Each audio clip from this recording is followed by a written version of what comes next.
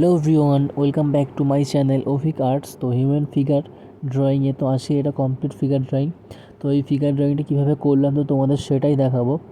তো ফিগার ড্রয়িংয়ের যে প্রথমে স্টার্ট করতে হয় কীভাবে এবং ফিনিশিংটা করতে হয় বা কোথায় গিয়ে ফিগারটা সঠিকভাবে মাপে মাপটা ঠিক রেখে সঠিকভাবে ফিগারটা ফিনিশ করতে হয়।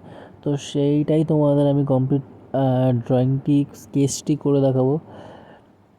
তো সেটা দেখার জন্য তোমাদের কিছু সময় ওয়েট করতে হবে, আর ভিডিওটা ভালোভাবে স্কিপ না করে তোমাদের দেখতে হবে, তাহলে তোমরা বুঝতে পারবে যে এইখান থেকে আমি তোমরা ফিনিশিং কাজটাও দেখলে তো সেটা আমি কীভাবে করব, যে এটা ফার্স্টে কেমনভাবে স্টার্ট হচ্ছে এবং ফিনিশিং গিয়ে এটা লাস্ট পজিশনে গিয়ে কেমন হচ্ছে। তো ফার্স্টে যেই এই ভুল কেমন একটা লাগছে ফিগারটা, কিন্তু এটা যখন ঠিক করার পর একটা ফিগারের পার্সপেক্টিভ বা ফিগারের পজিশনটা গঠন করে নেওয়ার পর ফিগারটা সঠিক মাপে আসবে, তখন যে পজিশনটায় থাকবে সেটা আমরা ক্লিয়ারলি বুঝতে পারবো। তো তার জন্য তোমাদের স্কিপ না করে দেখতে হবে, এবং যারা ফিগার ড্রয়িং করতে যাদের প্রবলেম হয় তো তারা বিভিন্নভাবে ফিগার ড্রয়িং প্র্যাকটিস করতে পারো। কিন্তু তার আগে তোমাদের সঠিক যেই মাপটা তোমাদের জানতে হবে, না হলে তোমাদের যে ফিগারের একটা ভুল থেকে যাবে। ফিগারের সঠিক মাপ থাকে, সেই মাপটা আমাদের এই কমপ্লিট পুরো ফিগারে সঠিকভাবে রেখে তারপর কমপ্লিট ফিগার ড্রয়িংটা করতে হয়। যেই মাপটা হচ্ছে আমাদের ফিগার ড্রয়িংয়ের মাথা থেকে বডি যেই পোর্শনটা কমপ্লিট থাকে, তো সে আমাদের ফিগারের মাথা যতটা বড় হয় তার থেকে 6-7 ভাগ বড় হয় আমাদের বাদবাকি ফিগার। মাথাটা ছাড়াও, মাথাটা বাদ দিয়েও আরও 6 থেকে 7 ভাগ বড় হয়। তো এটা তো বেসিক মাপ থাকলো, যেটা আমাদের ফিগারের হাইট কতটা হবে সেটা। এরপরে বিভিন্ন হাত, পায়ের পজিশান, হাতের একটা সঠিক মাপ থাকে, পায়ের মাপ থাকে, সেগুলো ক্লিয়ার করবো তোমাদের। তো তোমরা স্কিপ না করে দেখো। আর তো তোমরা দেখছো যে পায়ের যেই পজিশানটা, এটা কিন্তু এরকম থাকবে না, বা পুরো ফিগারের পজিশানটাই কিন্তু এটা থাকবে না। এটা আস্তে আস্তে যতই মানে যত লাইন থাকবে সেগুলো ইরেজ করে, সামান্য ভুল থাকবে সেগুলোতে আবার সঠিকভাবে ভলিউম ক্রিয়েট করতে হবে।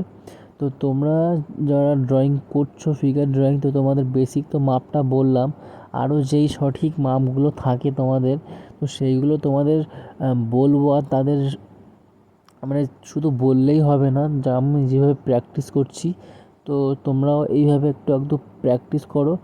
আর ফিগার ড্রয়িং করা কিন্তু ইজি, আবার অনেকটাই কঠিন। ফিগার ড্রয়িং জাস্ট নর্মাল স্কেচটা আমরা আগে শিখবো, ফিগার পেন্সিল স্কেচ। তো তারপরে ফিগার ড্রয়িংয়ে আরও ডিটেলিং করবো, যেমন শেডিং, বিভিন্ন টাইপ শেডিং করা যায়, তো সেইগুলো পরে আসছে। তো আগে আমরা ফিগার স্কেচটা আগে ভালো করে কমপ্লিট করে নেবো। পেন্সিল দিয়ে স্কেচ করা, স্কেচটাও কিন্তু অনেকটা ইম্পর্ট্যান্ট। লাইন দিয়ে রাফ স্কেচ করে সেটার পজিশানটা গঠন করে নেওয়া, তারপরে সেটাকে ভালোভাবে লাইন ড্রয়িং করা। তো এটাই ফার্স্টে করা। স্কেচটা তোমরা ভালো করে কমপ্লিট করো, তারপরে ফিগারের আরও যেই বিভিন্নভাবে ফিগারটা আরও ফোটানো সম্ভব সেভাবে সেটা করতে হবে। তার আগে কিন্তু আমাদের যে পেন্সিল দিয়ে স্কেচটা করতে হবে সেটা পারফেক্ট করতে হবে। তো বিভিন্নভাবে বিভিন্ন অ্যাঙ্গেলে ফিগারের পজিশান থাকে, তো বিভিন্ন সময়ে আমরা বিভিন্নভাবে ফিগার ড্রয়িং করে থাকি। অ্যাকচুয়ালি বেসিক্যালি এইভাবে ফিগার ড্রয়িং করাই বেস্ট। এবার জাস্ট আমি আরও একটু ডিটেলিং করব হাতে এবং পায়ে। এটা জাস্ট আমি একটা পজিশান গঠন করে নিয়েছিলাম, যেটা তোমার ফিগারের যেই পজিশানটা ছিল। এবার জাস্ট আমি কিছু ডার্ক লাইন ইউজ করে সেটাকে আরও একটু ক্লিয়ারলি করার চেষ্টা করব। তো ডার্ক লাইনগুলো শুধুমাত্র যেই পাশটা অন্ধকার থাকবে সেই পাশটাই ডার্ক করতে হবে বেশি করে, তাহলে ডার্ক এবং লাইটের বিষয়টা বোঝা যাবে। আর হাত পায়ে কিছু কিছু ভুল এখনও আছে, সেগুলো আমি এখন ঠিক করছি। আর আগে যেটা শুধু একটা লাইন দিয়ে সামান্য পজিশানটা করে নিয়েছিলাম, যে এই পজিশানে আমার ফিগারটা থাকবে। তারপরে আমরা সেটাকে আরও এখন ঠিক করছি। এই ফিগারটা ড্রয়িং করতে কিন্তু আমার বেশি সময় লাগেনি, 15-20 মিনিট সময় তাও লেগেছে, 15-20 মিনিট।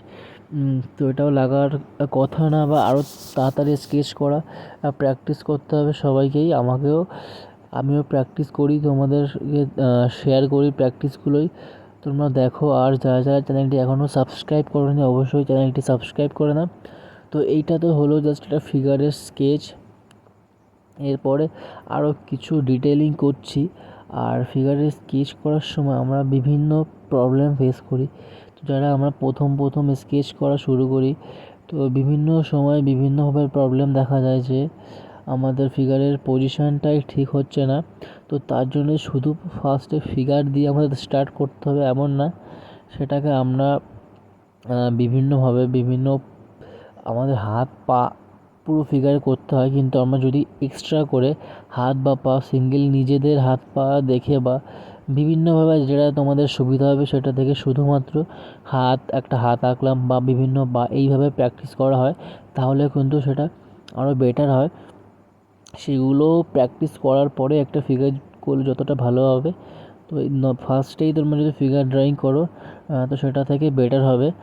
তোমরা যদি সিঙ্গেলভাবে প্রতিটা হাত পা এবং আঙুলের যে শেপ থাকে সেইটা এক্সট্রাভাবে প্র্যাকটিস করো, তাহলে বেটার হবে। তো তোমরা প্র্যাকটিস করো। আর আমি তোমাদের দেখাবো যে কীভাবে এই যে পা যা হাত বা পায়ের যে বিভিন্ন পজিশনগুলো আছে, তো সেটা কীভাবে আছে সেটা তোমরা কীভাবে ড্র করতে পারো এবং সেটা ইজিলি কীভাবে ড্র করতে পারো সেটাও তোমাদের আমি দেখাচ্ছি। সেটা ভিডিওর প্রায় শেষের দিকে আছে। আর এইখানে জাস্ট কিছুটা পেন্সিলে ডার্ক এরিয়া করে দিলাম, কিছুটা মানে ডার্ক এরিয়া ছিল সেখানে। আর এইখানে জাস্ট পায়ের একটা পজিশান এইভাবে আছে, তো সেটাই বোঝাচ্ছি। তো ফিগারটা কেমন লাগলো তোমরা অবশ্যই কমেন্ট করে জানাও ফিগারটা কেমন হয়েছে। আর ফিগারের সম্বন্ধিত সমস্ত রকম ড্রয়িং জানতে হলে তোমরা ভিডিওগুলি পুরোপুরি স্কিপ না করে দেখো।